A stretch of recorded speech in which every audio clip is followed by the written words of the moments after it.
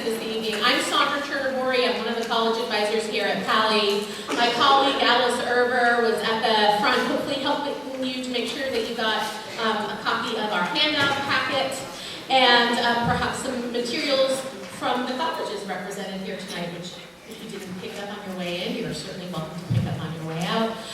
Thank you for joining us. I'm really pleased that tonight we have representatives from 3 very different institutions to give us some information about the college application review process. We held this event last year, and it was a big success, and I had requests to repeat it. So I'm really pleased that these people gave up of their time to come and travel here to be with us tonight. So thank you very much.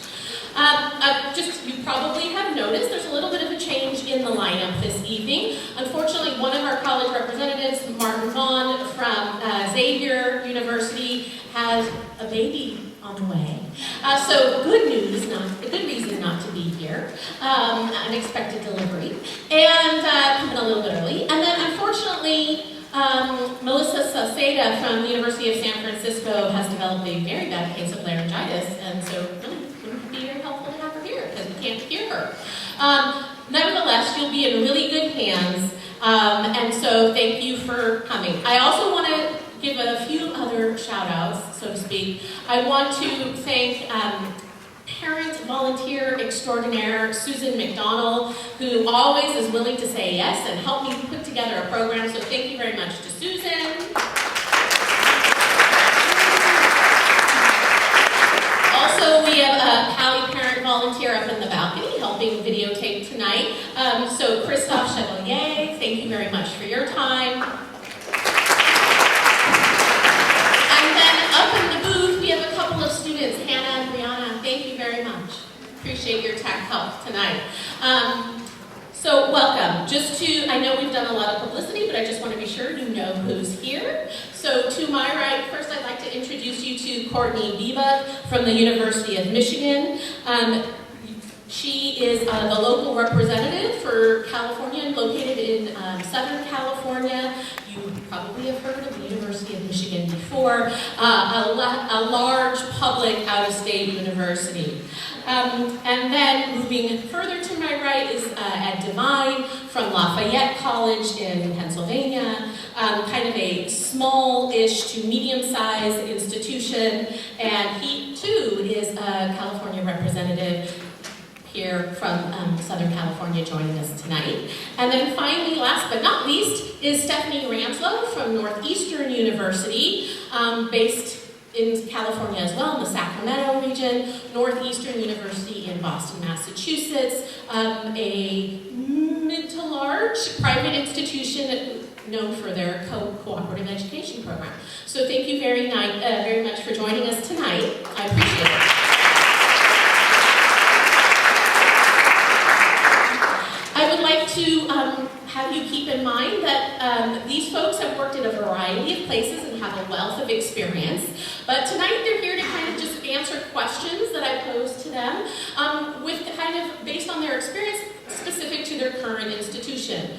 And a word of caution that this is how they're answering today, and things in admissions change. And from year to year, from institution to institution, priorities change within an institution. So we want to take advantage of their great advice, but not take this as gospel, so to speak. And so there's my preface. We're going to learn a lot tonight. I'm going to cover topics such as grade point average, standardized testing, extracurricular activities, letters of recommendation, essays, and financial aid. So we are in for a big treat. And again, gratefully took your time to be here. Very warm and engaging. I know you're going to learn a lot tonight. The format, I'm going to act as moderator and ask some questions and follow-up questions. This is not the opportunity for a Q&A. That's probably best served for a college fair. I've been publicizing both the NACAC and WACAC college fairs that are coming up in May, and that might be a more appropriate time to kind of touch base afterwards. And then just to kind of keep in mind, we're here to learn information as opposed to kind of generalize about all institutions. So with that, let's And GPA. And I was hoping that you could talk a little bit about how you evaluate transcripts at your institution, maybe what kinds of trends you're paying attention to, how you do your review, that kind of information. First off, we want to say thank you to Sandra for bringing us here. Big round of applause for your counseling staff. Even if she just asked us to do this, we would, but picking us up with the limousine at the airport, a night at the Four Seasons tonight, has been a really nice touch, so she really goes the full distance. It is exciting to be here again, the second time on this panel, and we applaud you folks for being here, start this journey to spend some time answering some of your questions. As far as transcripts, it's probably one of the most critical parts of what we are looking for. A lot of times you're going to look and hear about GPA, but tonight what we want to instill in you is that we're going to go beyond that. There's not just one number that you as a student will get tagged with. Many of our out-of-state schools here are concerned with all 4 years, so in many cases students of California may grow up thinking that 9th grade doesn't matter, but we will look at 9th grade. We will consider that part of the transcript. I see some yay and some oh no, but it's part of a 4-year process, right? So just understand a transcript does not boil down to one number, one GPA. Many of our schools, like I said, are looking at GPAs that are cumulative from 9th, 10th, and 11th grade. We are looking at a term that we call rigor of curriculum. So a GPA with a 3.9 tells us something, but looking at the strength of the curriculum, we dig into the type of classes that you've taken. So we're going to look for rigor to increase as you march through those 4 years. We want to see, again, not perfection necessarily, but positive grade trend. We want to see increased responsibility or increased rigor as students move through the process. There's no magic number as far as the number of APs or honors that I need to take. The best advice is to use your teachers and counselors to advise you where you can create a curriculum that has the rigor that you can handle. And we're going to look again to those transcripts to tell a 4-year story, not just present us with one number. I will kind of add on to that. We are looking at grade trends in 4 years, and we recognize that freshman year may have been a transition year, so we do take that into consideration, but we hope that you're going up every year from there. And in some cases, maybe something happened externally, and we see that reflected in your grades maybe junior year or something along those lines. And I really encourage you, if that is your case, to provide us with that information from the get-go. So that way when we are going through your transcript, we can say, oh, that's concerning, and instead of thinking, oh, maybe they won't notice, we're going to notice, so give us a reason why that's okay, and maybe this has affected it.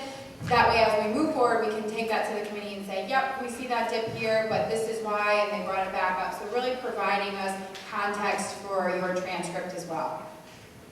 And I agree with Courtney and Ed 100%.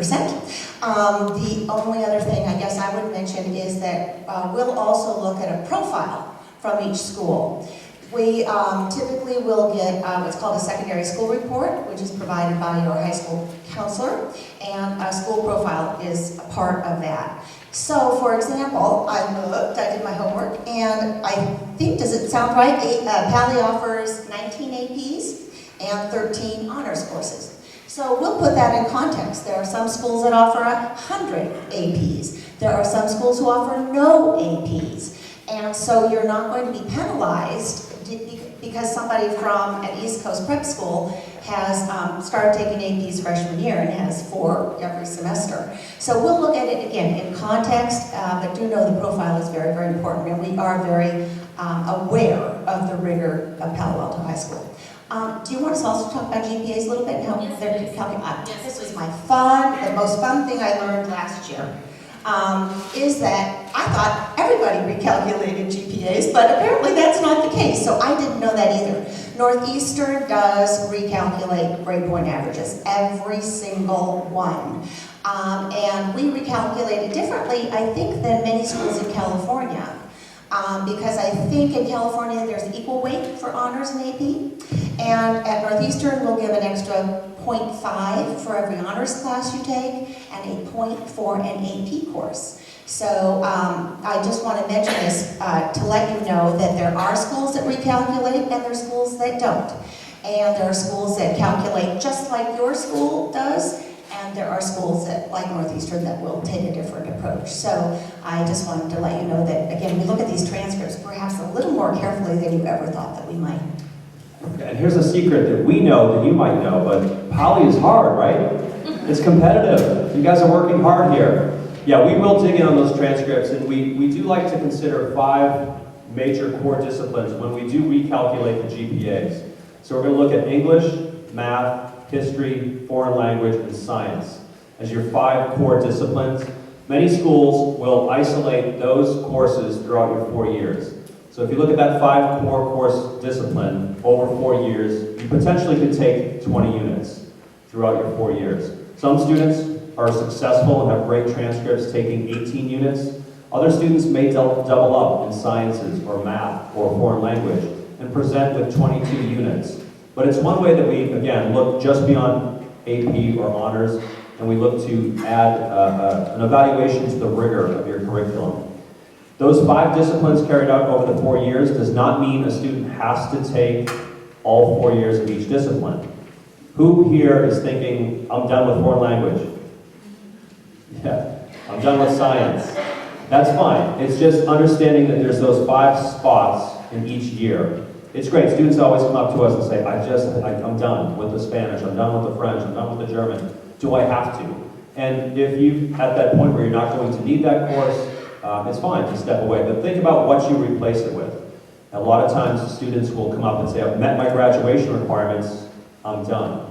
The toughest thing for us to see is a light senior year. A lot of students, we are with you, we're pulling for you, and we take a look at that senior curriculum. And if we see you taking your foot off the gas pedal, it's kind of a sign to us that we want you to continue with that rigor, to continue that momentum into the college and university life. So again, those 5 core disciplines are things to focus on.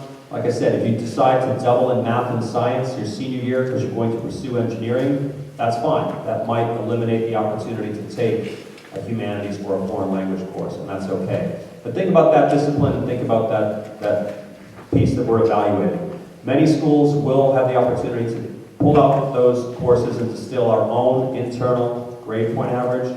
So students may call us or parents and say, my son has a 4.4, but we're going to see it as a 3.7. Because at Lafayette, for example, we remove the weight and we focus on those 5 core disciplines. So some students, of course, want their music and phys ed courses counted in the GPA. Others are just fine with it being removed. It doesn't mean that we don't look at those other courses. It just means in that recalculated GPA that those courses are not used. And we recalculate, and we do it a little bit different than both of the schools up here, and we use all classes taken from freshman year through junior year on a straight 4.0 unweighted scale. So pluses and minuses are taken out and weights are taken out. This is why I often say I usually don't really know what your GPA is when I'm reviewing your application, because you could be an all-B student in math and science and a very stellar driver's ed student or a ceramics student, and that's not really telling me how well you're going to do academically at the University of Michigan. So I'm looking, when I'm actually evaluating your transcript, it's not so much about that number, it's more about what's the curriculum they're taking, how many APs and honors are they taking, how did they do in those courses, where are their academic levels. And I think it's really important to touch on, if you do start removing those academic courses, that you are replacing them with other academic courses, and not just saying I'm done with foreign language, so I'm going to do more foods or whatever else is out there, kind of the fluff stuff. And really, like Ed said, if you love science, it's okay to double up in science. If you love history, it's okay to do that. But make sure you're making thoughtful decisions about the curriculum you're taking. Great. Can I just ask a couple follow-up questions?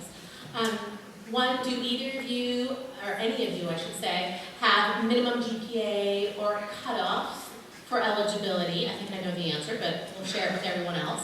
And the other part of that is, do you consider the grades mid-year, senior year? So do you ask for a mid-year transcript and consider those grades as part of the evaluation process? I don't know that any of us have a cutoff, maybe, but we do not.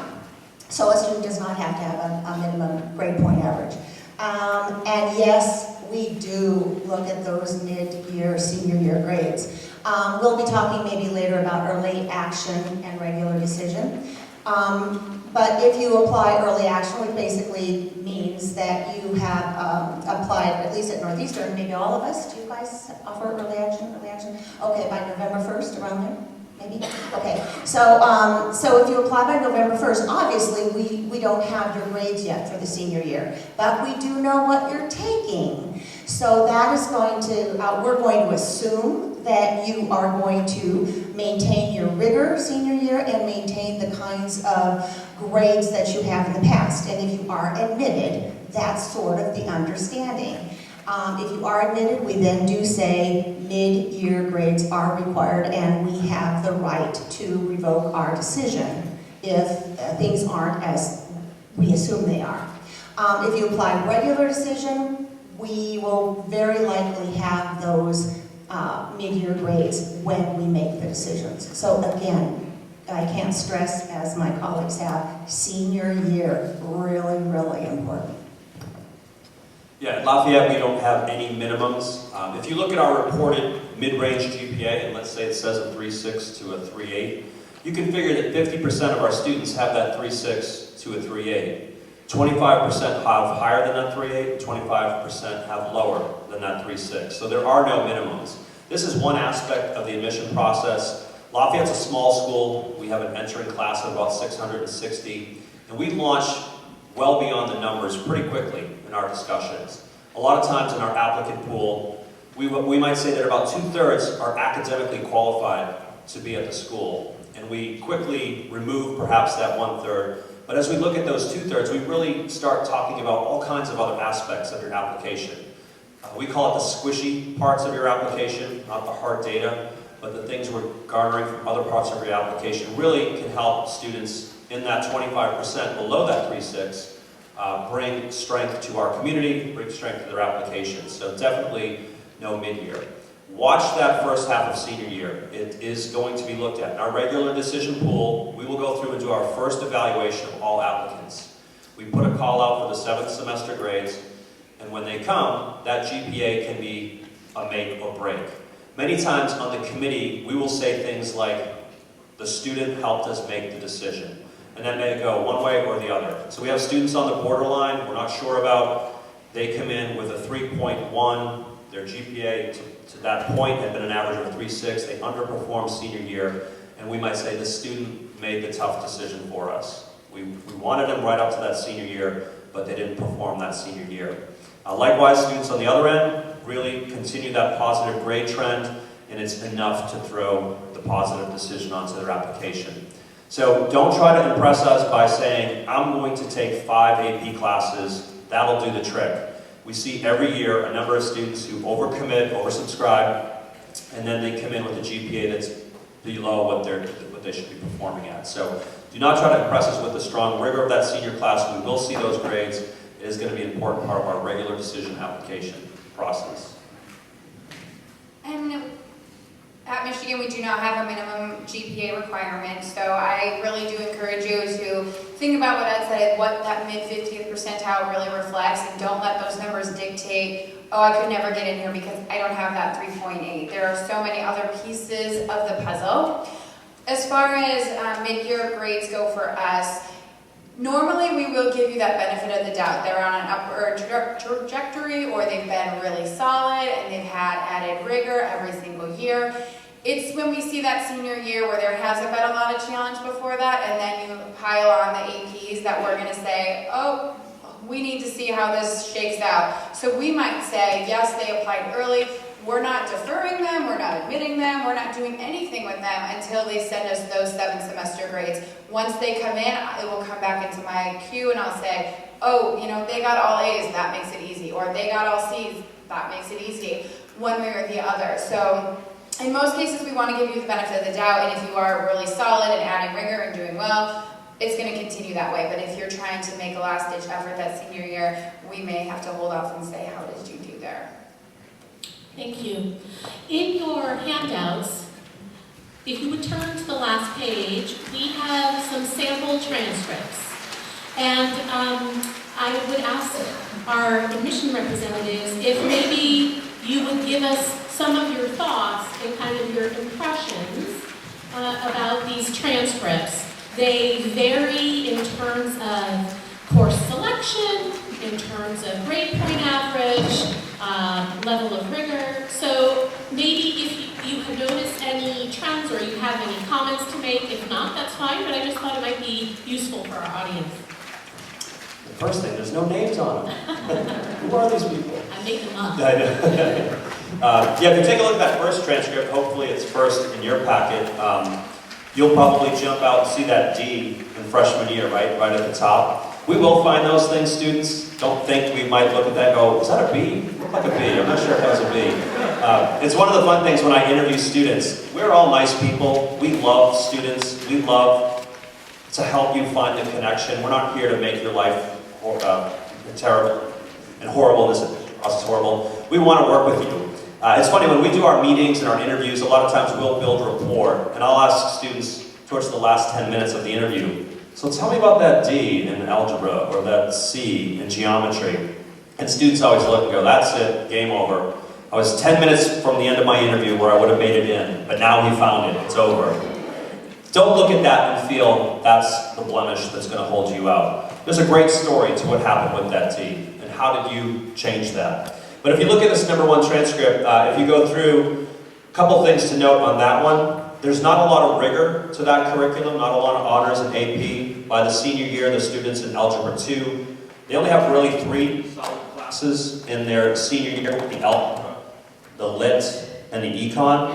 So they're just on 2 of those categories that we talked about. They have a total over the 4 years of 17 units. And one of the things to note is the GPAs in the junior year. The big slip for this student is in that junior year.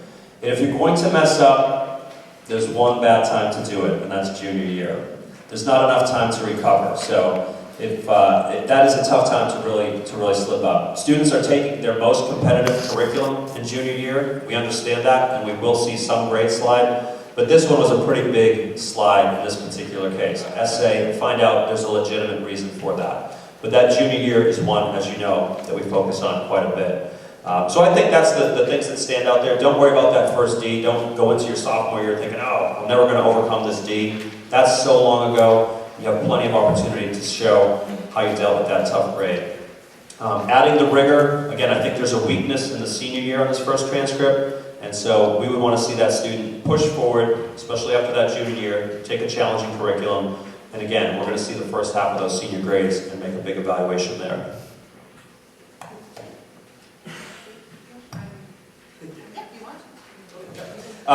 The second one, you see there was a student with good unit count, so they went through and took 20 units, so following through that, those core courses did a great job. There's a nice positive grade trend, and I think Courtney alluded to that. We're going to look for the grade trend, those positive grade trends. If there are slips in GPA, can they be explained by personal, external situations? We do understand you're people, things happen, so we will acknowledge that. This student is really going to, again, not a ton of rigor in their curriculum as far as the course selection. They're going to need a really big senior year. We see no AP, no honors courses there, but again, the unit count is strong. There's still going to be a positive application there. We want to see what they do with those 5 courses in the senior year. You note there that that student's taking theater arts in their senior year. That can be counted as a core course in many cases. Those courses can have rigor, so we would count that as that 5th course in that senior year, particularly at our school. But it's a big senior year. That student has a great opportunity to come home with a GPA in that 3.7, 3.8 range after the 3.5s they maintained in junior year and really show that they're on that positive trend. Oh, well, I would agree. Basically, this one definitely is a stronger student, but we're still concerned, we would still be concerned with the rigor. The course selection is better, but we still don't see APs and honors, and given a school like Pali, we would expect a little more rigor there. So it looks better, but Still not as good as it could be. Yeah, the next, we're getting stronger. We see the third transcript student there who's maintained a very rigorous curriculum as far as taking the 5 core disciplines throughout the 4 years. So they do have, on our count, 20 units, 4 AP classes. So the student started their AP coursework in the junior year with that AP Spanish language. So a great time to start adding that rigor to the curriculum. They've got a big senior year with 3 AP courses in their senior year. So we're going to really see how they can handle that. That's going to be a big part of the evaluation, those 7 semester grades. That makes for a strong senior year. And I think that's going to be critical for that student. A consistent GPA, kind of keeping that mid 3.5, 3.4 GPA, so very consistent in the classroom. The addition of the rigor in junior year looks excellent. The big step off senior year looks good, looks challenging. Hopefully that student sat with the counselors and teachers and said, am I ready to handle all these AP courses? The jump up to AP Calculus, the jump into the environmental science, hopefully they're braced and prepared to handle that rigor. Probably our next transcript is going to stand out as one of the strongest. 21 units if you go through and look at what the student was doing by year. In their junior year, they added basically another class, another unit to complete 6. There was a slight slip. If you look at the GPA in the top right, first semester, 11th grade, a 3.3, if we can call that a slip, but slightly below profile. The student was going through at a 3.7, 3.8 clip. Had a slight drop there, but that's definitely explainable with the rigor, of course. We would love to see, as you kind of weave a thread through the application, the student be able to talk about this at some point, whether in the interview or in a short answer, maybe in a recommendation letter. It's a great learning situation to say, hey, I bit off a lot, and I really had to learn time management. I had to learn and work with tutors. What did you do to bring that GPA up next year to 3.8? That was a huge jump, a huge learning curve. So where the student might feel like, oh no, the 3.3, we might think, hey, awesome. What we love to see is the 3.3 to the 3.8. How did you do it? How did you maintain that GPA with that rigorous course? Adding a lot of rigor again in the senior year, so we're going to love to see what they bring in and produce with the GPA there. But probably our strongest transcript there as far as showing rigor, showing consistent rigor, and the ability to kind of rise to that challenge. So the thing that I wanted to add about the last 2 transcripts is I think that that's a good example of the difference of when we might hold for those 7 semester grades and when we might say, I feel comfortable moving forward. I think the first one on the second page, that would be one I would want to hold for because they have 1 AP the year before, they have quite a few Bs throughout, and they are significantly kicking it up with 3 APs the senior year. So I would say, okay, I want to see how they do in that first semester in those AP courses. If all those AP courses come back as Bs, that would be a little bit of a concern, just because every time you add rigor, things are kind of dropping a little bit. And in the last transcript, I would say, with the consistency, and yes, there is that dip first semester junior year, but they turn it back around second semester junior year. So they have since, overcome with that still really strong rigor, kind of, a very strong but similar curriculum the senior year. So I'm going to say with that one, I give that student the benefit of the doubt. Let's move forward with it. They could surprise me and get senioritis or something, and I'll see them again in grade review. But we really hope that that's not the case. And when we're looking at those things and when we're looking at them in the school, we usually know how your counselors are advising you. So some schools you might see a big add-on into the rigor senior year. Other schools you see it gradually, but you know typically how those students perform in that and how they're being advised. So in some cases we might feel comfortable, in other cases we might say we need a little more information. And I would just like to mention, I think sort of bottom line, one of the reasons we like to see rigor is because we think it's the best preparation for our competitive and selective colleges. So if you can handle APs and honors, you're going to be competing against students who have a lot of APs and honors, and faculty are going to expect you to be successful. So first of all, there is a reason why we want to see the rigor. Secondly, though, I just wanted to point out the way we would calculate a GPA. This last student shows up as a cumulative 3.684. If you calculated it at Northeastern, it would be a 4.1. So that is an example. You shouldn't, of course, be taking APs just to make that GPA go up, because, of course, then you also may not be successful and face something a little different than this one. But it does show at schools that do add weight, that this GPA can be really affected by AP and honors courses. And I would just like to round out the conversation on this topic by saying we have with us this evening 3 very selective institutions. Had we some less selective institutions, their responses to these questions might be different. And so I don't want, if you happen to be a student or have a student that looks more like transcript number 1, it might mean that this might not be the best academic fit. But there are plenty of other colleges and universities where that student would be a good academic fit. Okay, so now moving on to standardized testing. I was hoping that you could each talk a little bit about what role standardized testing plays in your admission review, some of the questions or concerns I hear from students and parents. Do you have a preference about SAT versus ACT? What about subject tests, even if they're not required? Do you superscore? How many times is too many times to take these tests? Those are the kinds of things I'm hoping you might be able to speak to. So something that I will say is that, once again, there are a lot of schools who are test score optional. We do require you to submit test scores at the University of Michigan. We think that it's a piece of the puzzle. It is not the full story, and we recognize that it's oftentimes 4 hours on a Saturday versus 4 years of academic work. So sometimes it's, well, what if I really tank high school, but I'm awesome on the SAT? That's, not, again, it's kind of the story behind it, and I think the answers you'll constantly get throughout this process is, it depends, but, and so that really depends, but for us, I think a lot of times it's more, well, I'm just not that good of a test taker. So really that's going to play maybe some role in evaluating how you are doing academically, but I think that more importantly for us, we're looking at 4 years, rigor, grades, grade trends, all of that. And test scores, again, feed a little bit of the conversation, but there's a lot of other stuff that might go into that test score. What we will often do is look at what's an average test score coming out of your high school. So instead of worrying about so much what our average is, what's your high school's average? And we will get that from the profile. And if you're fitting well into that, that makes us feel a little bit better versus, just saying, oh, they don't meet our profile, so that's not even going to be looked at. We don't have cutoffs for test scores or GPA. Yeah, and hopefully you've all taken the test 5 times by your freshman year.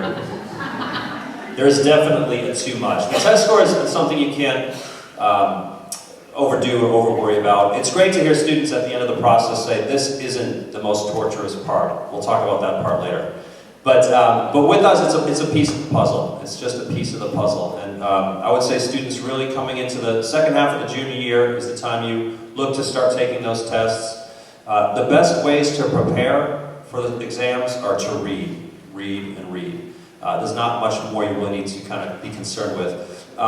It's great to take both. Almost every school in the nation will take whichever one you do better on.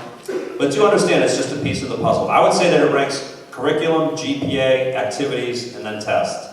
And we at Lafayette are a school that has engineering, so testing will always be part of our admissions process. We love the debate of what would happen if we would go test optional. But every year you'll see students that are on the ACT maybe 8 points below our profile who have made it into our acceptance because they have strengths elsewhere. So the test scores will not hold you out. It's a piece of the puzzle. It's one thing that we use. We do superscore. We are superscoring for SAT and ACT. We just started superscoring ACT 2 years ago. There are a few schools that are now combining best SAT and ACT to create, a hybrid superscore, a steroid-induced superscore. But they're really looking to kind of find ways to make the tests kind of work for you. There's not a lot of need to really go and overdo preparation or taking the exam. Statistically it's proven the more you take it doesn't mean your grades go up. So 2 to 3 times is perfectly enough. If you want to practice and take practice exams online, you don't have to pay for them to make them official. Some schools are going to want to see every test you took. So some schools do offer school choice where you can say, I'm only going to send my high scores. Others say, we want to see everything that you took. So taking practice tests, getting the feel for the test, finding out if you prefer ACT or SAT, those are all valuable things to do. But going into that senior year early, hopefully you're taking that one final test that you kind of relax about, go in and get your best score. Yeah, and okay, totally agree. We'll take either SAT or ACT, we'll take the best, and we also super score.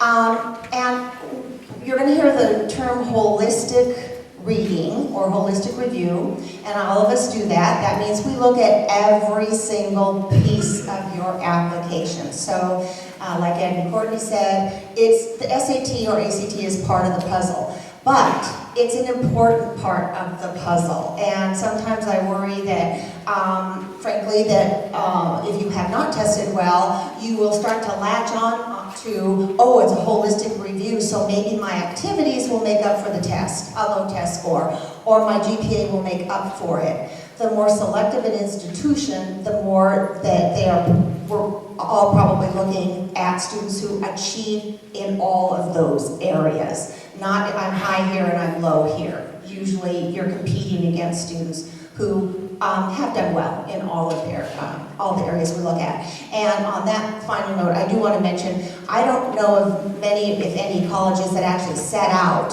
a certain score that you have to achieve. It's usually what the students you're competing against each year.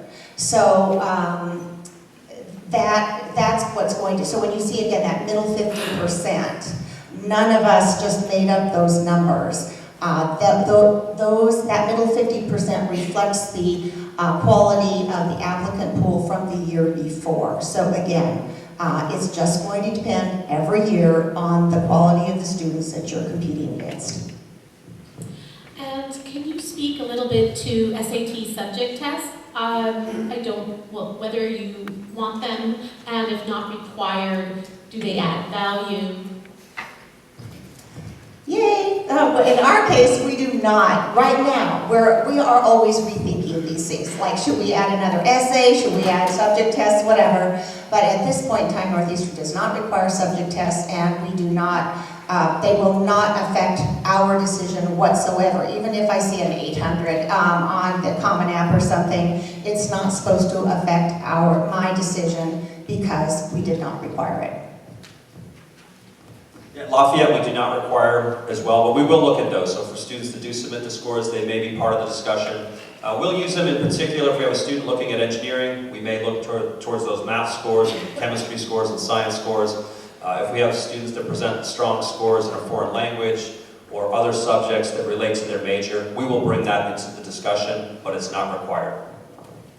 We're very similar to that process, and we'll take them if they add values, they help engineering, if maybe they make up for a little bit lower of a sub-score, we may make note of that, but it's not going to be held against you if you don't send them, and if you do, if they help you, great. If they don't help you, we're not going to hold them against you because you sent them. And I should have asked this earlier, but can you speak to AP test scores as well? Because again, not required, but what role do they play? By the way, Sandra, I was going to help you out a little bit here in terms of back to those subject tests. Even though we don't require them, apparently none of the three of us, take them probably because UC still do or no? Are they now? Not anymore. Okay. So, well, that's good. But, you know, you want to sometimes be on the safe side. So if there's a possibility that you're looking at a school that does require those subject tests, you better take it. All three of you pointed to, it sometimes depends on the major, engineering in particular, or other competitive majors, there might be recommended to have preparation in those areas. And then the AP results, we typically do not look at those results in making a formal admission decision. And sometimes we don't even have the results yet, depending on how many APs you've taken and how many you took junior year. But we can't help but notice if they are reported and the student takes lots of APs and gets a lot of ones, that's the lowest that you can get. It does make us kind of wonder how much are you learning in these, if it's a trend, if we just see lots of these. So it's one of those things that I think just, Ed might call it a squishy thing almost, not really. But you can't help but notice it, even though it really isn't supposed to have an effect on the decision. And I might say that about the entire application. We are all human, and certain things might appeal or attract me that Ed would not find interesting, or Courtney. So that's for another subject, but just know that it is not cut and dry. Everything that we're saying tonight is not black or white. Yeah, we wouldn't look at them in the admission process, the AP scores, that is. They become more of an advisement tool in the summer, so it is worth taking and putting a lot into those exams. Students can, of course, get college credit for that. We will note the exams that you've taken, we will note the ones that are on your transcript, but the seniors are taking the most, and we're not going to, that's well after our decision has been made. So a lot of times the APs will come up again in July after your senior year, and you'll have a meeting with your college advisor, and we will get the scores sent to us, and from there we will decide where to give you college credit. So a lot of students use that as a head start. A lot of times that gives you more opportunity to consider minors, double majors, plan ahead to study abroad or internship programs, but it's not going to really be a huge impact in admissions. And the only thing that I'll add is we're kind of a hybrid of the both, imagine that. And where I will say it will help you, so we're not going to hold it against you. Again, if you send them, great. If you do and they're not great, I'm not really going to hold that against you. Where it might help is maybe you got a C in your AP class, but you took the exam and you got a 5. So I might play that into my review a little bit of they learned the material, they learned something, and maybe that is a reflection of the rigor of that particular teacher, class, school. Yeah, exactly, the school that you attend. So those things, you know, sometimes we might see B's and maybe high C's in an AP class, but students are getting 4s and 5s on the exam. So for me, that alleviates a little bit of the concern there. Thank you. Application essays and extracurricular activities. What role do letters of recommendation play in your admission process? What recommendations would you give, or do you have strict requirements about in terms of what grades or courses the teachers should be from? Is there a benefit to asking, for example, an honors or AP teacher for a rec versus another teacher? If you could speak to that a little bit, that would be great. Sure. Yeah, we take a good, strong look at the recommendation letters. This is our window into how you perform in the classroom. How many juniors out there? Yes. Do you know who's going to write your recommendation letters most likely? Teachers from the junior year, right? So start showing up with gifts. Bring cookies, coffee. No, it's really, start to think about who you would select. It's a great way to start sometimes a class or a junior year. Again, AP or honors, that's a great question. Who should write the recommendation letter? Some of the guides are going to be, think about major, and if you have a specific major in the sciences, for example, choose somebody in the sciences. History, choose somebody in history. If you're going into writing intensive majors, perhaps your English teacher. Don't necessarily look for the teachers that gave you all A's. Some of our strongest recommendation letters come from your lowest grade, because you had to work the hardest. You had to show perseverance to achieve that grade. And some of the great stories or recommendation letters come from teachers that say, wow, this was a lot of hard work. This student really showed their capability of performing and putting in a lot of hard work to get this grade. So you don't have to have the A. Make sure you have a relationship with the teacher. It's always wise to share with them a few moments or tidbits about your college search, what you're looking at studying, the type of schools you're considering. But really, again, look to ask them early, give them plenty of lead time. Some of the things that we want to hear in recommendation letters are things like that you are intellectually curious. You're learning to learn the material. The opposite of that, grade grubbing. This student only cares about the grade. Did everything to get an A, not really curious about learning. You're intellectually curious in the subject. You participate in class. You add to the class discussion. You show curiosity, or you come in and seek extra help. Just a genuine interest in the material. That translates to what we're looking for you to do in our classrooms. Our professors want to hear those things. So again, the recommendation letters, 2 strong ones from the academic side, is what we would require. They can say a lot about your performance in class. They might talk about things like those grade trends, that tough first half of junior year, maybe even things that have happened in your life personally. Maybe they can even kind of reflect on your commitment outside the classroom. But try to spend a little time with that teacher to educate them on the process of what you're going through and to make sure that they're going to write a strong recommendation for you. Yeah, and at Northeastern, recommendations are very, very important because they add texture to your application, as does your essay and your extracurricular activities. These things will help us differentiate one 4.0 from another, one high test taker for another. So again, these recommendations are very, very important, and I agree with Ed when he says, sometimes I have found out more from a teacher recommendation about a student than I have from the student himself or herself. You are lucky here at Pally that I think you have teachers and counselors who do know who you are.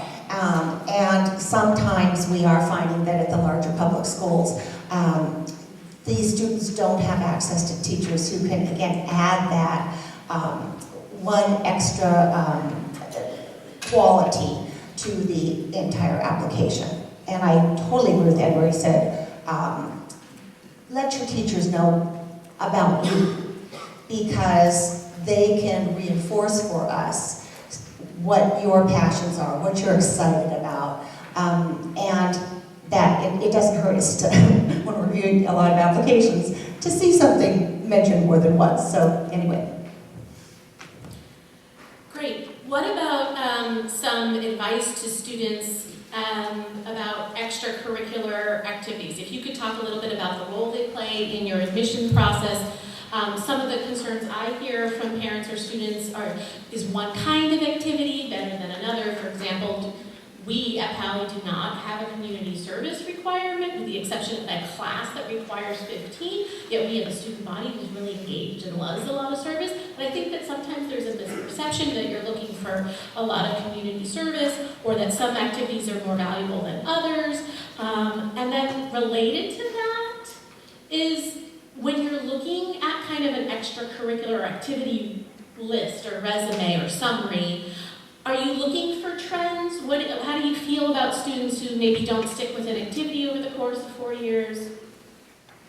Sorry, reevaluating the question I threw a lot at you. My apologies.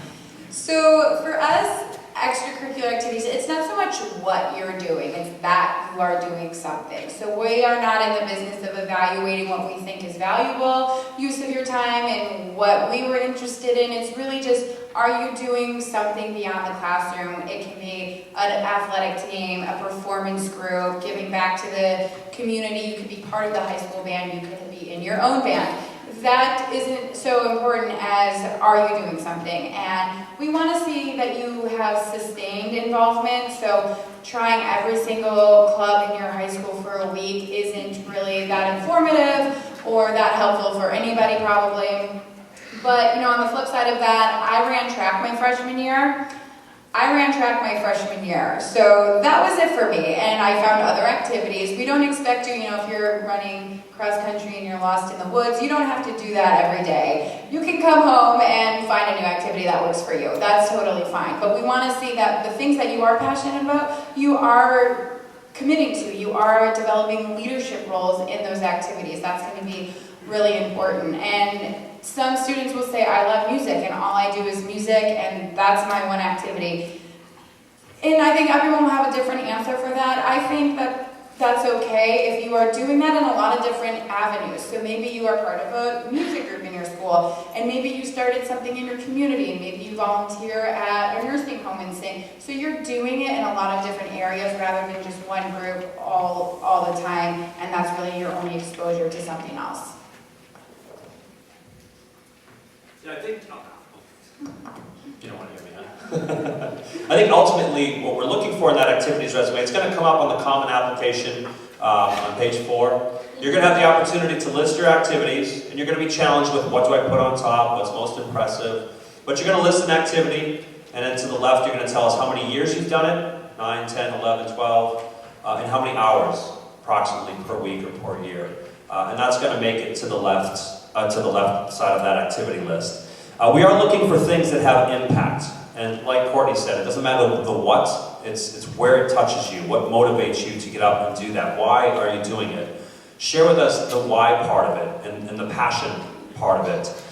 Don't try to manufacture things to make your activities resume look strong. True story, we had a student that put donate blood once a year, 1 hour. You're digging deep at that point, people. But show consistency. Like Courtney said, I think it's a great point. If you go out and try out for that cross-country team and you don't like running, or you don't like basketball, or you don't like choir, it's torture. You don't have to persist. We love to see experimentation and then fine-tuning that. So not that you want to switch every year, but we want to see something that will be and have consistency. A move towards leadership is key and critical. We'll show a strong activities resume. A student that decides to take on the treasurer's role, take on the secretary role of a club. Maybe they start a club, maybe they co-found a club, maybe they organize an event, but they take on some type of leadership as they march into that junior and senior year. We're going to hope that you continue that on our campuses, so show that you're doing it here. We want to see curiosity, we want to see passion, we want to see creating learning opportunities. We want to see students that maybe take a risk through their activities. Don't think of just the traditional things that are done at the high school. Scouts, the Gold Award and the Eagle Scout, a tremendous opportunity to show a lot of leadership, creativity, passion, all kinds of things come out of that. Other things we've seen students make great activities resumes out of: caring for siblings, taking care of a grandparent, working part-time jobs. It's one of the things we often talk about that we don't see anymore on the activities resume. But the lessons learned from working at a Trader Joe's or a Starbucks, dealing with the public, having to show responsibility. I had a student who had a great recommendation, a great piece on her resume that showed that she worked at one of the cupcake factories. And she, by her senior year, was the night manager. So at 9 o'clock, it was her responsibility to shut the lights off and close the cash register. And that's a lot of responsibility. If I had that as a senior, there'd be no frosting left the next morning. Take it home with me. But really, it doesn't have to be something that you spend money to do or something that you've trained for your whole life. Students are finding opportunities to create this show of passion and this curiosity in many, many different activities. We love the summertime. What do you do in the summer? Surfing, sleeping, video games, top 3 worst answers. Look to create some learning opportunities in the summer as well. And finally, this isn't answering the question of exactly what you should put on the application, but just know that the reason these activities are important to us is because we want to see if you can contribute to our communities. If you're an athlete, fine, you'll be involved in athletics. Or you could be involved in government, or Northeastern, I have to make a plug, won the National Acapella Championship, and so we like to see musicians. But we just want to see, will you contribute to our community? We're a residential campus, so we want students who are involved. And then on top of that, we want to see if we can make you the best person you can possibly be. How can we help you reach your potential? So maybe when you're looking at filling out your activities, you're thinking, if I were an admissions person, and by the way, this is every part of your application, you might want to think, if I were reading this and I were an admissions person, what activities can I show that Northeastern, Lafayette, or Michigan might value in me and see that I could be a great member of their community? Just a quick follow-up. Do any of you look to activities relevant to what major or area of interest students have expressed in their application? Possibly. I think it would be taken on a case-by-case basis. Basically academics are going to sometimes, will probably form the basis of the decision. So if you want to be a nursing student and you have volunteered in a hospital, while that's a good correlation, if you're not academically prepared, it really didn't make a difference. So I think it just sort of depends when we're looking at the student and the major. And I think Courtney had mentioned something about how can we integrate that in our decision. Will it help the student in some way? So I don't think it's a real clear-cut answer at Northeastern anyway. We see that a lot in the summertime, where students will go and do research at a local university, they'll go into a lab. If you do have the opportunity, and not everybody does, but to explore your science passion, your engineering passion, your passion for environmental science, there are ways to kind of create that major-specific internship or study program. Again, many of our students are coming to us undecided, so we're not necessarily looking for that, but students who are particularly interested in research or science may find opportunity to work in labs. Likewise, students may start early exploration programs in nursing, in hospital volunteer programs, in a law office. You do have to start somewhere, so again, going back to those jobs and those the opportunities again to work with the public and see something from the beginning up can show a lot. And a lot of students can develop pretty strong resume pieces with those part-time jobs and maybe those internship opportunities.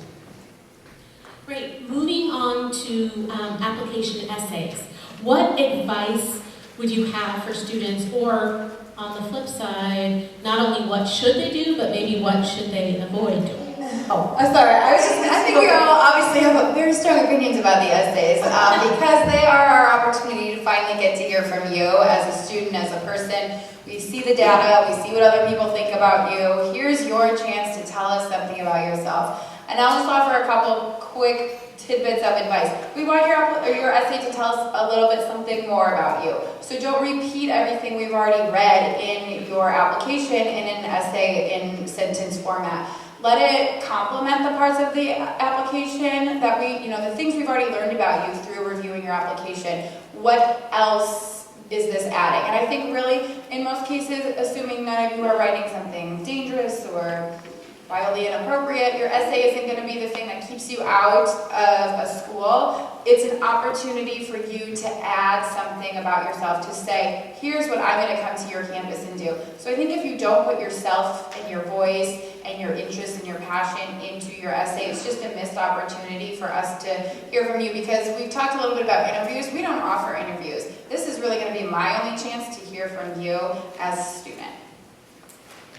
I just want to mention, I was at a college night recently, and I actually sat in on one of the sessions that a teacher had about writing a college essay, because it's so complicated. There's no one right answer usually, or maybe it's a wrong answer, but no right answer. And I just wanted to, I was really impressed by one of the things that she said to students, and it was, first and foremost, what the essay cannot do. And I think so many kids stress out about the essay, and here it says it cannot save a no application from rejection. So, again, it's part of the puzzle, but it can't elevate you so much that it will make you admissible if in every other area we look at, you don't look like you're competitive. But it does, these are the things she mentioned, and I really agree with her. It gives colleges a deeper sense of who you are, provides context, background, justification for items on your application that need explaining, sets you apart from other applicants, and perhaps puts a borderline application into the yes pile. So those, I agreed with what she said, and I thought that that's really, while it's not advice for exactly how you compose your essay, it might give you some food for thought in terms of how important the essay is and why. Yeah, 650 words to sum up your potential for success. Isn't that exciting? It used to be 500 words. Students got smarter, so we added 150 words. Who feels good about 150 extra words? There's our English major out there, right there. Yeah, it is tough. Have fun with them. Do not wait until the night before. There's no way to nail this on the first go-round. This summer is a great time to start journaling, batting ideas around. I've seen students practice, interview each other, and come up with some strong ideas. Ask friends, what do you think I should write about? Parents might give you some insight, but usually friends, teachers might be able to capture who you are and give you that idea of what to write about. Again, some of the best essays are not about the thing that you did, winning CIF or getting the highest grade in a class. It's really the passion. And having worked with students in a lot of essay workshops, one of the things you see is it takes maybe 8, 10 drafts to get through this. So starting now is key. As you read these drafts, as we sit with you in these early draft stages, there's always a point where I look to the bottom of the essay, probably in the last paragraph, and right there, clear as day, we'll see the opening sentence. And it's the sentence you bring to the top because it's the passion, it's the why, and you're saving it for the summary. But think about that as the lead-in to get us hooked and wanting to read more. We sometimes read 500 to 1,000 essays, maybe more, in one season. So making them memorable and having impact in that first sentence can really help us want to read further. You're tempted when you first start out to make it a chronological story, to let us know at the age of 2, we moved to California, and then I started, and we don't need all that. We will piece that together from recommendation letters, from activities resumes, and etc. But take us to the why, the moment, the passion. We don't care if you went 18-0 in the football season. We care perhaps what drove you to get out every day and practice. Just like that bad grade, or your worst grade on your transcript might be the best recommendation letter, sometimes the hurdle or the failure or the lesson learned in life makes the greatest essay. But really think of taking us to the moment. Worked with a student last year who was a gifted public speaker. And in the first iterations of her essay, she chronologically laid out how she got into public speaking and how she overcame the fear. And in the final paragraph, she had a sentence where she talked about seeing the microphone and then seeing the audience and then feeling a calm come over her as she felt her mission in that session was to just pour her heart into the audience. And she took that sentence to the top. As I walked onto the stage, I saw the microphone and the 500 people staring at me. And a sense of calm came over me as I started. Hooked me right in. I had to find out, what the heck are you doing there? You're 18 years old. Who are you talking to? And so think about that as you work this essay through. It's the impact that it had, not the chronology, the sport, the thing you're doing almost doesn't matter. It's the why, the how, and what you did to accomplish that. It's a fun piece for us to read. What we want to do is come in when we meet you and say, aha, that was the essay. That essay talked about that person. That described the essence of their character. And it really doesn't have anything to do with the participation or the event that you were in. It's really the spirit of what was behind it. Yeah, and just to jump onto this, you don't have to make a life-changing moment out of something that maybe wasn't so life-changing. You're 17, 18 years old. If you haven't had, we hope that you haven't had to face any kind of tragedy or anything like that. And if you haven't, that's wonderful. You don't need to make something that isn't so tragic into something that is. And if you have, it's okay to write about that too. Some people say, oh, stay away from it, don't write about it. If you're ready to write about it, it can, be done thoughtfully. But I was talking to one of my directors today, and we were talking about an essay, and it was about a kid who was thrown out of Little League Baseball for life at age 8 or something like that. And it was just a silly little story, but you got a real sense of who he is now and became and learned, and it was funny, and you heard a voice, and it was no big, aha moment. It was just, I feel like we know this kid a little bit, and we're like, can't wait to see him at the reception. This is the opportunity. And I read 3,500 applications this year. There are essays that stand out in my brain. There are ones that I do remember. You can make it memorable, and it doesn't have to be the, tug at your heartstrings. It can just be a very light and uplifting story that helps us hear a little bit more about you. Great, thank you. Are there some common mistakes that students make in their applications? Any kind of advice about things that you see when they submit their applications that maybe students aren't thinking about? It's your one chance to present your best work, so cleaning up the typos, making sure that the grammar is tight in all of the submissions that you send.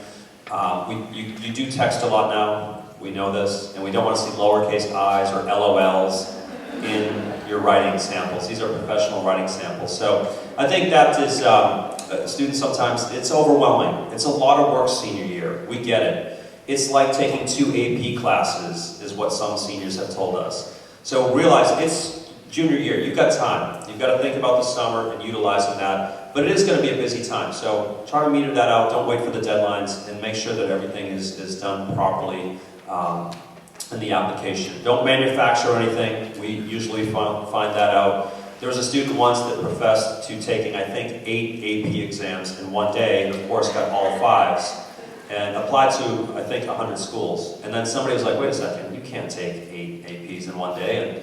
And this circulated around the whole internet in seconds, and all these schools are like, whoops, we accepted him, whoops, we made the mistake. We will find those things out, so no need to manufacture anything. Be true to who you are. I think we haven't talked too much about the supplemental parts of the application. The common application was designed years ago to make life easy. One app goes to 20 schools, or no, not 25 schools, 10 schools. We've all started to add more to the supplemental pieces. One of the sleeper things, I talked about what the toughest part of the application, the college essay always comes up pretty hot, number 1, but the supplemental pieces, that final writing piece that each school will ask for their own specific writing samples. So in those supplements, put some effort into those. We see some very groomed essays and then short answers or supplemental answers that do not match. The writing doesn't match. So we start to wonder who wrote the essay, how much coaching went into that. So just be careful on those supplemental pieces. And most of those, what the essence of the supplemental piece is why our school. Right? So this is your chance to show the research and connection that you have with that particular college or university. So really think about those, get out ahead of those, and spend some time writing and researching those to write strong supplemental pieces where, again, the 2 common questions or themes you'll see in the supplement, why our school, and that could be asked in different forms. The other one is why do you do what you do? And it's another chance to talk about that passion you have for an extracurricular activity. So I think that's where we see a lot of students dialing it in or checking it in. You know, it's one of the last things they wrote before they hit the submit button. And a lot of times there's typos there. Of course, don't ever leave our rival school's name in that piece that you just cut and paste. Start every year. Lafayette Lehigh is the oldest rival football game in the nation. There's hatred between us in that football game. We're very similar schools and we love each other. But if you leave in there, and I really see myself fitting in on the Lehigh campus, that does not bode well for the rest of your application review. So be cautious on those supplemental pieces. They're sleepers, and we're not trying to stump you or trip you up, but we want to see your real writing samples there. I don't know if Ed and Courtney would agree with me on this, and I can't believe sometimes I'm going to say it myself, but sometimes I think students are a little too humble, believe it or not.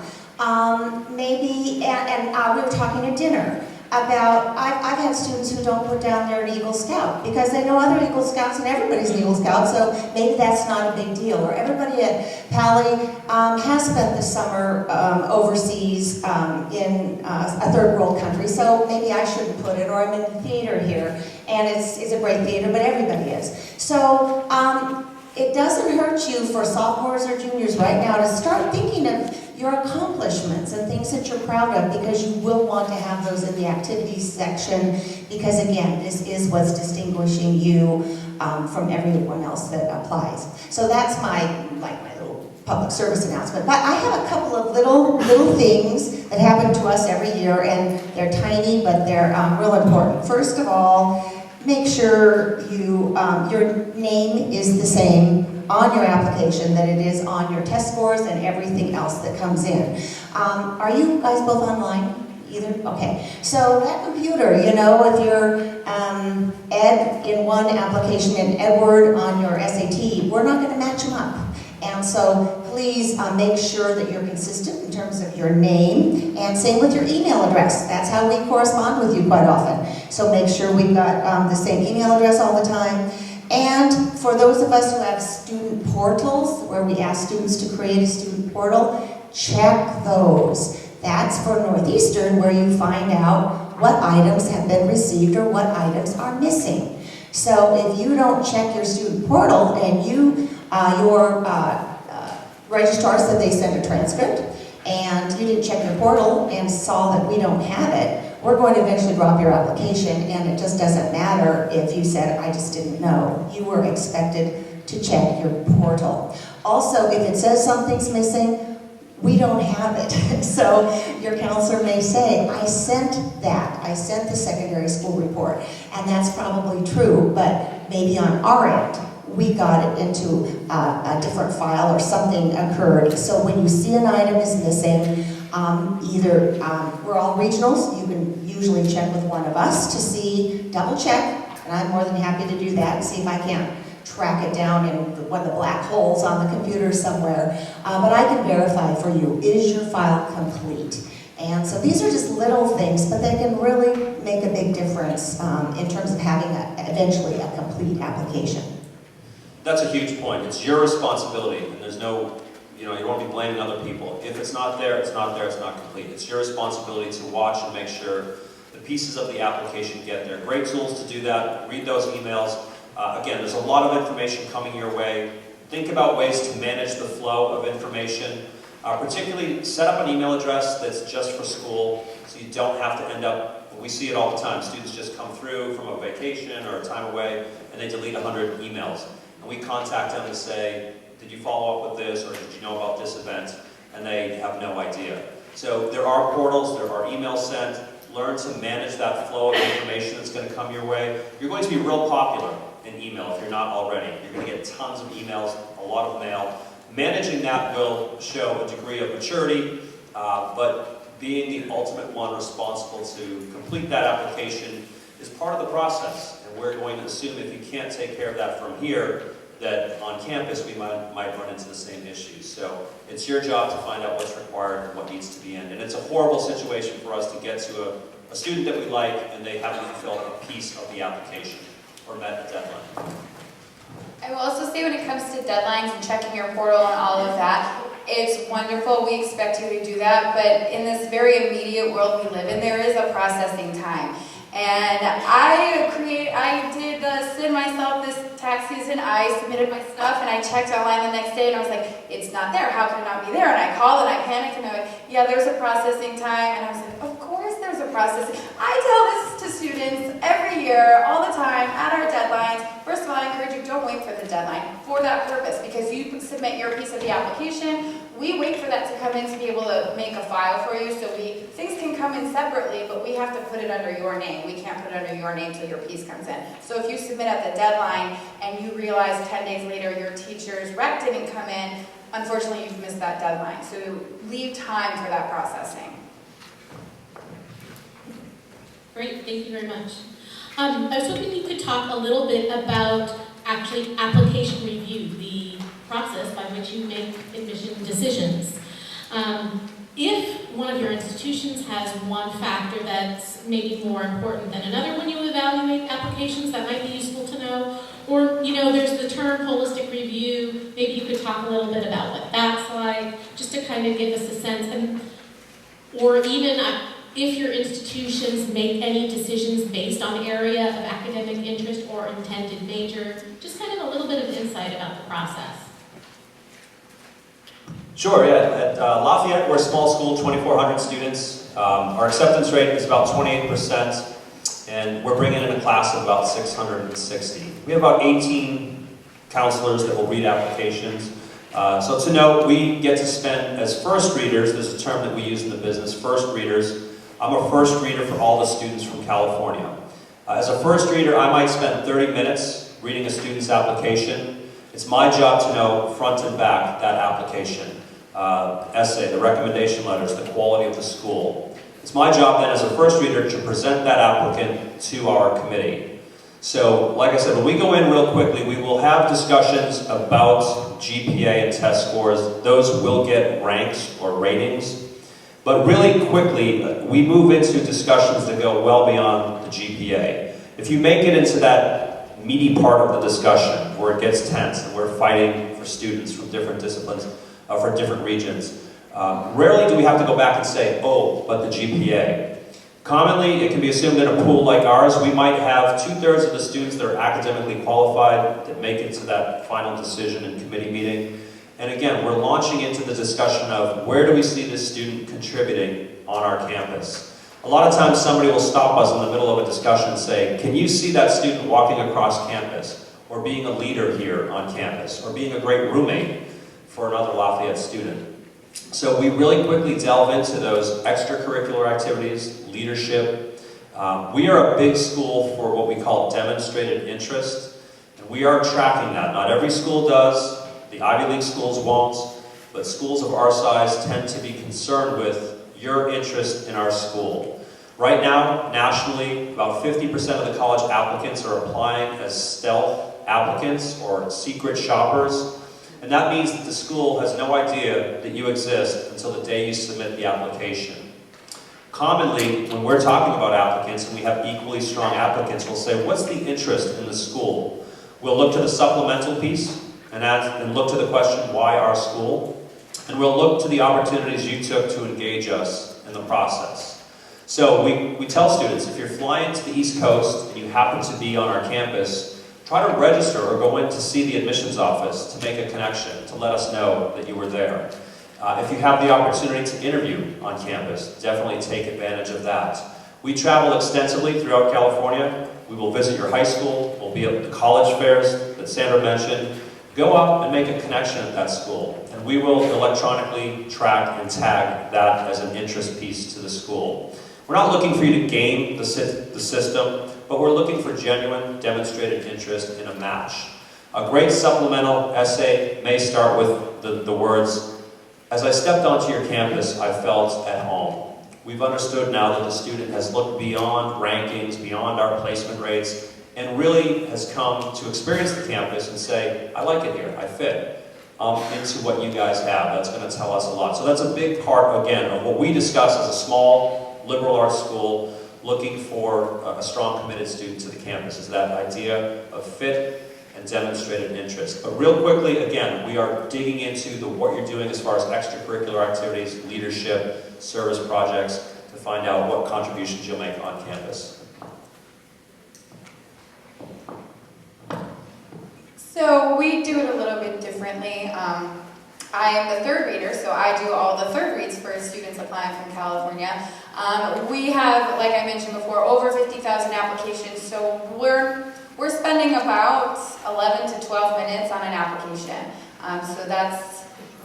We like to get to the point quickly. We like to hear what you like to do. We like to hear who you are in your essay. Not everybody goes to a committee, unlike smaller schools where many of them will. I would say all the leadership, all the flowery essays in the world aren't going to make up for a solid C transcript for us. That will be our jumping off point.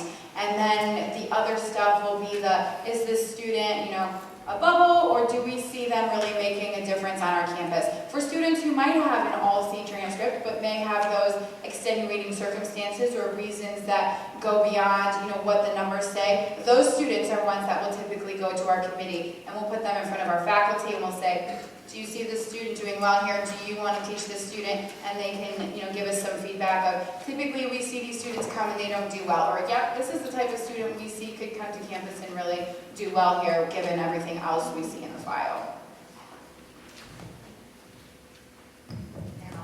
I'll just reinforce what everybody said, but again, I mentioned the term holistic, so it means we look at everything.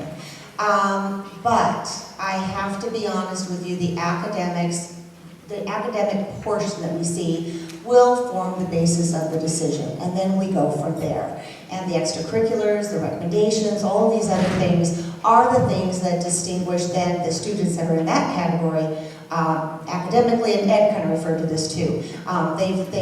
They've performed at a certain level, and now we need to decide which of these many students. All of us have a problem that we have more qualified students than we actually have physical spaces for, and that's why some of these schools are so selective and competitive now. So I just feel like sometimes when we're talking about holistic reads, people again kind of latch on to, oh, they're going to look at everything, so if I wasn't such a stellar student, I might be fine. And you will be at some places, but do know that the more impressive your academic portion of your application is, the more doors it's going to open for you, and you'll have more options in the future. Do you want me to address things like admit by major? Is that part of this thing? Yes. This is where I assume we could be very different. Northeastern does admit by major. We love to talk about all the flexibility that we have at the university, and we want you to explore and encourage all of this, but we make you declare a major to begin with, and that's simply because that's the way we manage the numbers. We received 49,800 applications this year for an entering class of 2,800. So we had to know how many students we were admitting in biology or chemistry or nursing or political science or whatever. So we do admit by major. And again, don't try to figure out what major might be less competitive. It never works. Philosophy is popular at Northeastern. Don't pick philosophy. It is going to be as competitive as some other majors. And we find it in election year, political science always goes up. It always kind of surprises, oh, the political science major was the most difficult to get into during an election year, perhaps. So first of all, at least at a place like Northeastern, you're going to apply to the major that you really, really are interested in. At a place like Northeastern, we're very lucky. You can change majors fairly easily. This is not the case at many of your, some of your, I don't know about Michigan, but I know some of the big public schools, that's not very easy to do. At Northeastern, it's fine. We want you to think of it as a starting place only. And then after you're at Northeastern, and you're exploring and experimenting, that's when you can change majors, add majors, minors, and all this kind of thing. We do have an undeclared program. It is not an advantage or a disadvantage. It just means that you really have no clue. If you, and that's okay. But if you are simply thinking, oh, I don't know if I want history or English or political science, I would say pick one to start. And then take courses in the other two when you get to Northeastern, and then see what direction you want to go into. The undeclared students, in my mind, should really be people who absolutely can't list even 5 areas that they would want to get a little specific about. So that would be my advice for Northeastern about undeclared students. But just know it's not going to help or hurt, and applying by major isn't going to help you or hurt you because you'll never know each year how competitive each individual major is going to be. Just to clarify, I think that sometimes there's confusion. Undeclared doesn't mean you don't have any interests. It typically means you have so many you can't choose. I think that if you have none, then that becomes a very tough sell. So think about that. Just a little bit more about the admissions process, because I get this question all the time, but the experts are in the room. Is there a cap on the number of students you admit by high school? Absolutely not. So I feel very lucky, and I look forward to every year to seeing a great group from Pali, and we had a great group this year. So no, you're competing against each other, but you're competing against every student who's applying to Northeastern. But we don't have a cap. Yeah, we wouldn't have a cap, but we will read by school. We will know if 10 students apply, how they match up, but we're not gaming the system and saying we're only going to take 7 from a school, but we will compare the students, and if they fit, they have match, academically, they're pretty close, we're never going to put a cap on that. We just like to see how we are reading within the context of a school. So we release our decisions in late March. We're not rolling admissions, so all of our decisions get released at the same time. We will have a final meeting that we call school check, where we make sure it makes sense what we're doing within the context of a school, to make sure that we've seen everything that we want to see while comparing or looking at the students from that school. But there's never a cap. We would love to go 10 for 10 from Pali next year. And by the way, I would like to mention, we read by school also. And it was real important that you said, we want the decisions to make sense. So it actually makes us sometimes go back when I see who's been admitted and it's like, well, why was that one? I wonder if I admit. Now, after we looked at the whole pool, now I can look at just those applicants from Pali and say, Let me make sure that these decisions make sense to Sandra and her counseling staff and to the individual students. And every once in a while, it's not going to make sense. But for the most part, I at least want it to make sense to me, and I want to be able to explain it to Sandra. And we're the same, and we don't have any caps, and I will say that we are a modified rolling system, so there may be students on my roster who, you know, when I look at the school, does this make sense? This student who's very close to the top is waitlisted, and it doesn't make sense, but it does because of when they apply, because we will make admissions decisions throughout our process, and we can only make those decisions based on the applications that we're seeing. So as students, you know, just apply right at our deadline, we've already made probably 3 rounds of decisions before we'll get to be able to put their decision out. So we might just be out of space, and I will have those conversations every year. No, there's nothing wrong, there's nothing concerning, we don't have the space. So if you are applying to a rolling school and it is one of your top choices, getting that application in earlier is usually going to be better. Great, thank you. In terms of kind of special considerations in the admissions process, Ed, thank you. You kind of covered one of my questions about demonstrated interest already. For the record, can I just get it? Do you guys track demonstrated interest? We don't really in terms of trips to campus or things like that. When it might come into play is wait lists. After that, reaching out, I'm still interested when we can realize if we have space available. Students who are still interested in Michigan are students that we want to go back and pull. Thanks, Courtney. Stephanie? Yes, and we also look at demonstrated interest. But again, you know, there are some students who are just, to be honest with you, so clearly admissible that we may not be tracking that demonstrated interest as well as Courtney said, the waitlist kids or the students that are marginal. And then we would try to figure out, of these 2 students who look exactly alike, if one has shown interest and another has never, ever done anything but submit the application, that might have an impact. And we are aware, we're in Boston, so we know it's not easy for you to fly out to campus. So that's going to be taken into consideration also when we're looking at California students. Your demonstrated interest is going to be a lot different than demonstrated interest from someone in New England. Thank you. Can you talk, we've touched on this idea of early admission, early action versus early decision. I think that if you could talk about if there's a clear benefit to one or the other or both programs. And then we always get students who have applied early and want to send quarter grades, and we won't send them unless you guys ask for them. So, your thoughts about that? Yeah, Lafayette, we do have early decisions, so many of our students are deciding to go early.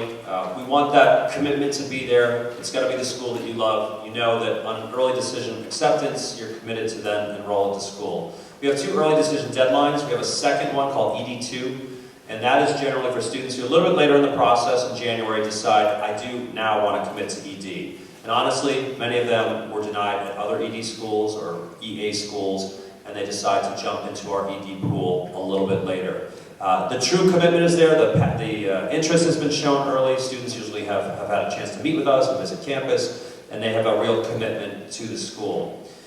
Generally speaking, for schools like us, there is a little bit more relaxed approach to the admission decision as far as the standards, GPA, test scores. We have more wiggle room at that point.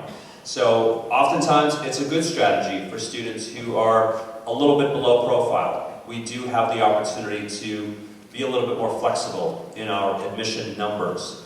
So we find a lot of times students in that ED pool who have a passion, have a connection, have had some great activities, but maybe they're slightly off with a test score or a GPA, and it does work in their favor.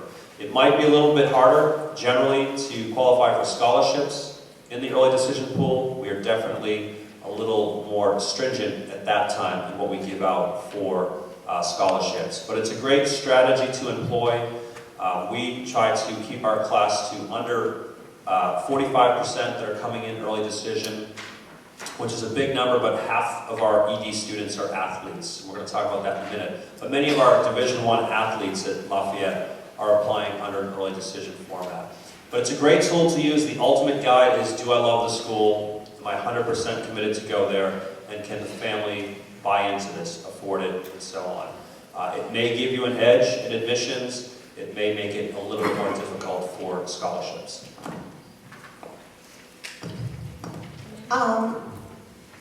Northeastern right now has early action. We're going to move to, surprise, surprise, early decision and early action next year. So I really, I don't have any experience yet to tell you about how it's going to affect our admission, but I'll know next year if I'm invited back. So, and do you want to actually define early decision versus early action? I mean, I assume the audience might know, but just in case. Yeah, regular decision is when you're going to have a specific deadline of January 1st, January 15th. All applicants are compared together, and then all decisions are released at one time. So that's your regular decision pool.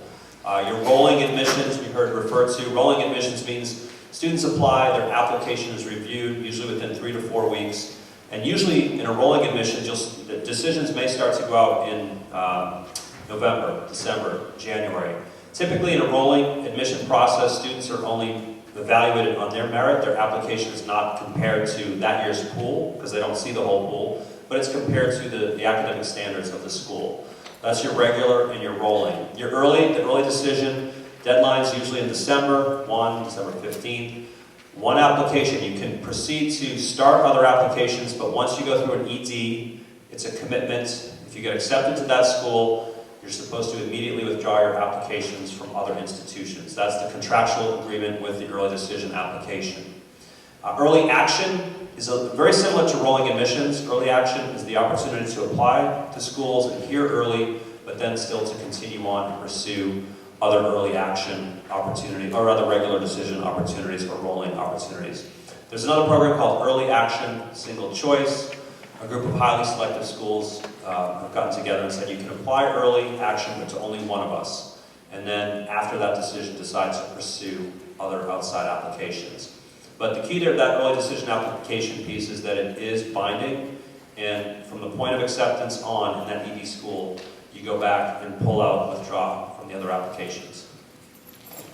And I just want to add that Michigan's a little bit different because we're always a little bit different in something. There's not enough for you to keep track of. So we are modified rolling admissions, which means we are not reviewing and 3 to 4 weeks later sending you a decision.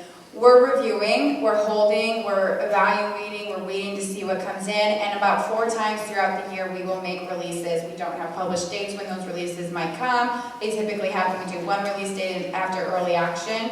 We do usually 1 in January, usually 1 in March, or usually 1 in late February and 1 in early April. So that's kind of a little bit different for us. Thank you. In terms of, maybe could you talk a little bit about what is legacy, especially at each of your institutions, and if that plays any role in the admission process?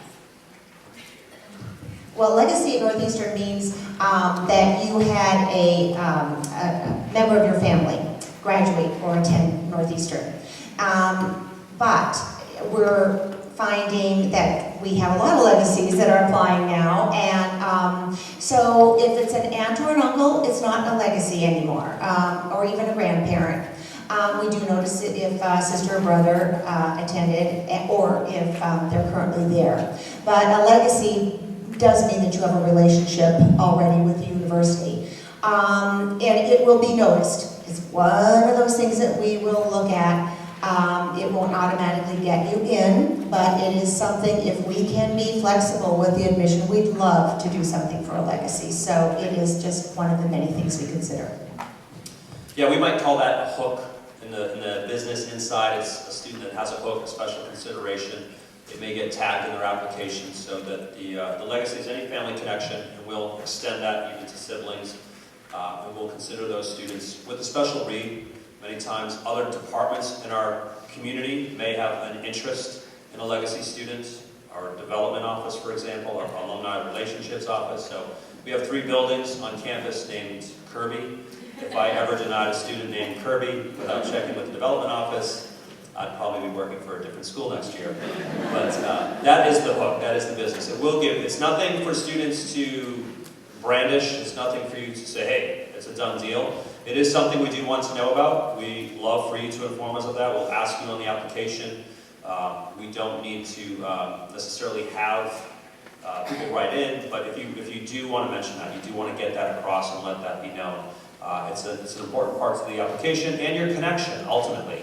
Don't just say my uncle went there, but say I've been with my uncle, I respect my uncle, I admire my uncle. My uncle played football there, I did watch football games with him.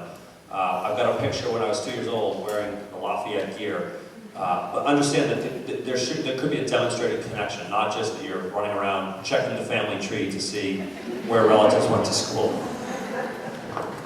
I actually had a family tree submitted this year, so. We have over 500,000 alums, so it's something we ask, but it can only go so far in our review. So we like to know about it. Can you talk a little bit about student athletes and if they are evaluated any differently, and if their expectations for admission are viewed any differently either? At Lafayette, we're Division I. We're in a great conference called the Patriot League. It's modeled after the Ivy League. We do compete against the Ivy League schools, so if any of those Ivy League schools reject you, come see us. We'll root like heck against them for 4 years. But it's a competitive academic league. It is Division I. There are scholarships. Students are going through a different cycle. You're going to work closely with coaches. Like I mentioned earlier, many of our athletes will apply early decision, and that will be advised through the coaching staff. Maintain that relationship with the coach, follow up with them. That's a separate second piece that you're going to want to work. Likewise, students may do that with our theater department or our music department, maybe even research faculty. But for athletes, you work with the coach. But also follow through with admissions. Coaches can make all kinds of promises. You still have to get through the admission process. So they might have a picture of you standing at third base as a softball player, winning, eventually the national championship. But if you don't get admitted to school, you can't help them on the softball field. So still engage and connect with the admissions office and follow through with that process. Keep both informed. Our coaches love to work with students from the West Coast. They will take a valued interest in your application. They know where I work, and they will check in and put in a plug for you. You want to work with the coach, follow through, provide everything they request, but also follow through with the admissions game. Don't shortchange essays, don't shortchange interview opportunities. Follow through with those. There's no guarantee, and coaches will make it sound like you're going to be there. Don't worry about it. You do have to get admitted, and every year we turn away student athletes that the coaches thought, what? I thought we're going to win the national championship together. And they just didn't proceed through the admission process properly. But it's one of those hooks, like Legacy is. You can kick a ball, you can throw a javelin, whatever the case might be. But utilize that, working with the coach, but also connect and follow through with the admission process. And I think many Division I schools are the same in that we have someone in the admissions office who is a liaison to the athletic department. So if I'm reading an application from Pally, I may or may not know it's a recruited athlete. So I will review that file as if I'm reviewing any other student from Pally. Then it goes from me to the athletic liaison, who then will look at it from, is this, again, a recruited athlete? How badly do we want the student? How admissible or not clearly admissible is the student? And we go from there. But we try to work together to make sure that the coaches and the admissions people are giving students an honest answer and a good idea of their chances for being admitted. Great. Thank you.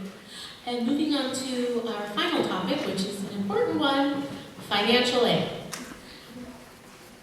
I hear this question a lot, so I got to put it out there. On the common application, there's a little checkbox that says, will you apply for need-based aid? And it's my experience that some families are hesitant to check the box. Can you talk about whether indicating you will apply for financial aid makes an impact on your admission decision? Scrutiny on this idea of need blind and need aware. So need blind, most schools are going to read and review applications in a need blind fashion. The initial review of the application is going to be based on the student's credentials to be successful academically and to stand out in the academic pool. There are schools that operate in a need aware, with a need aware lens. We have to run our businesses, and I'll share some numbers and insight into that. But really on the application, it does not matter. That checkbox of yes is what will start the communication flow for financial aid offices to send you the information to really begin another phase or another application process, the application for financial aid. So being honest and forthright, just to say yes, we want to consider this, is the best way to approach how you check that off. Most admission offices, like I said, especially first and second reads, are not going to look at the family's ability to pay.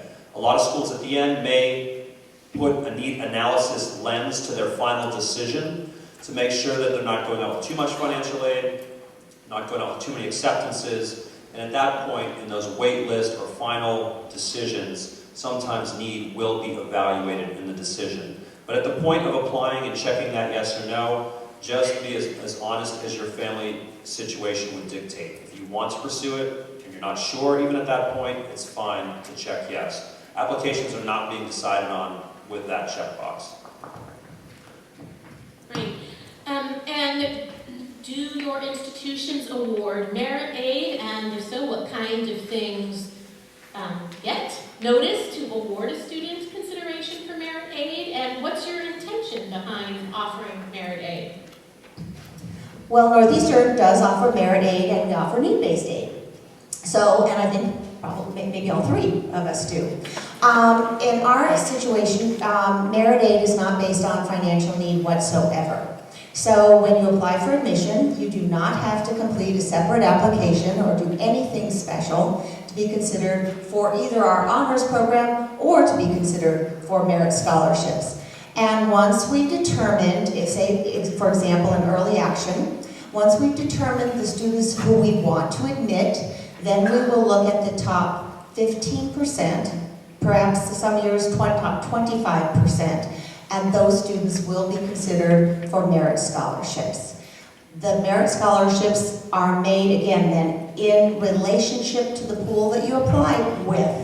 So sometimes our merit scholar, our early action students, and Courtney kind of referred to this in terms of admission, your early action pool may be stronger or weaker than your regular decision pool. So sometimes financial aid or your merit scholarship, you may say, well, this student got a merit scholarship and I did not. One could have been in a stronger pool than the other was. So, so again, I hope that makes some sense. When you are admitted to Northeastern, you will also find out if you were admitted to our honors program, and you will find out if you qualified for a merit scholarship. And not to be negative here, but we don't usually reconsider merit decisions. We can't, a student might say, well, I've got a better quarter grade here, so could I get merit aid now? We would constantly be going back and forth, either revoking a student who got a lower grade or adding one that got a higher grade. So once you get your merit aid, that is what will be the final decision in terms of a merit scholarship. We offer need-based and merit-based aid. Your application for admission is your application for merit-based aid. However, we do encourage students who are interested in seriously being considered for these very competitive merit-based scholarships to apply by mid-November. Once we start making admissions decisions, our financial aid office will start awarding merit scholarships, and once their money is gone, the money is gone. And typically those awards will not come out with your admissions decision, but usually about 3 to 4 weeks after. And are you basing just because there's a perception that public schools, public institutions are basing that solely on numbers, are you giving merit aid based on other factors? They will be based on other factors, but they're going to poll typically starting with GPA and test scores, and then because so many of our students qualify in that range, start pulling other things like leadership and essays out of those. Lafayette does offer need-based aid. We meet full demonstrated need, so there are schools that are going to make that commitment to say, we're going to meet the full family demonstrated need. We look at a second document, so there's a free application for federal student aid, the FAFSA, that's the federal document. We also require the CSS profile, a second form that adds more depth to the family's financial picture and ability to pay. But based on those two documents being submitted, we will look at and meet the full family's demonstrated need through our grant money and through federal forms of financial aid. For our merit, it's very selective. 14% of our incoming students will be offered merit awards. It's called a Marquee Scholarship. It's $20,000 a year. and it is very merit-based. It's very selective. It's the top students academically, but also through their extracurricular activities. We have a fellows program, and a lot of schools will have these type of programs where the top students will be invited to campus to go through a 2-day interview process. They can be awarded a $40,000 a year fellows scholarship. Comes with additional funding to do research or travel. One-time stipend of $4,000 to do that. Those are students in the top 1% of our applicant pool. 25 offers for that fellow went out last year. So a great opportunity. It is some time on campus, and again, usually that's about the top 1% of our accepted student pool. And since this is recently on my mind, because I'm emailing and talking with parents and students every day now about this, don't be surprised that you get some merit aid from some schools and not from others, or you may get $30,000 from one school and $20,000 from Northeastern. We all have certain criteria that we use. We have so much money that we can offer. So it can be perplexing, but frankly, we don't mind hearing that you've had a better offer because it lets us know how competitive we are with other schools. We want the same, we all want probably the same students. So we'd like to be competitive. But on the other hand, it's not a bargaining kind of thing. So you want to kind of be really careful about approaching schools and saying, I got this much money from this school, what can you do for me now? So again, this happens usually, does it happen to you, Ed, at all, and Courtney? I don't know. Okay, good. I don't want to be the only one. So this is the time of year. All of the students now have heard where they've been admitted and what their merit financial aid packages are, and this is where the decisions start getting really, really serious. So just keep in mind, it doesn't hurt. I don't mind if somebody says, is it possible I missed that merit scholarship, paragraph? Should it have been in my letter? And I'm more than happy to talk with you about the students who did qualify for merit. But it starts getting a little tricky when you start to compare the schools. But it's going to happen. You're going to get high scholarships from some schools and lower scholarships from others. Great. This concludes the formal portion. We are really pushing our time. We don't have time for Q&A, but I'm hoping I covered most every question that you have. If not, you know that you can follow up with your student's teacher advisor, or shoot me or Alice an email, and we will try to follow up with you. Just to reiterate, because I know I've got some younger classmen and parents in the room, Alice and I begin working with second semester juniors and seniors. Prior to that, your first line of communication is with your student's teacher advisor. Rest assured, we work as a team, and if they have questions, they will ask us or involve us in the conversation. You're in really good hands at Pally with so many folks looking out for your students. We also have really great students that have some amazing opportunities with the many choices in higher ed. Please join me in thanking our guests this evening for their time.